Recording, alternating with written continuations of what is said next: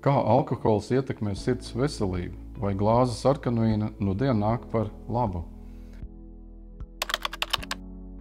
Es teiktu tā, alkohols nebūtu jāuzskata kā viela, kas nāk par labu veselībai, tā skaitā sirds veselībai.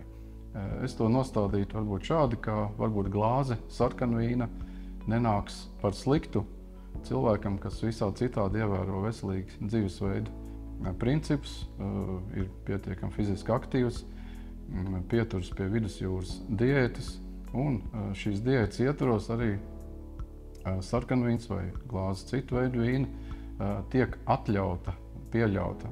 Katrā ziņā es kā ārsts nemudinu lietot alkoholu, bet cilvēki, kas mēdz dažkārt lietot vīnu, arī nebūtu tas kā uzskatāms kā milzīgi liels grēks attiecībā pret sirds veselību. Bet noteikti jāievēro mērenība, un ir gadījumi, kad alkoholu noteikti nedrīkstētu lietot. Tie ir pacienti ar aknu, aizkuņa dziedzera slimībām, ar epilepsiju.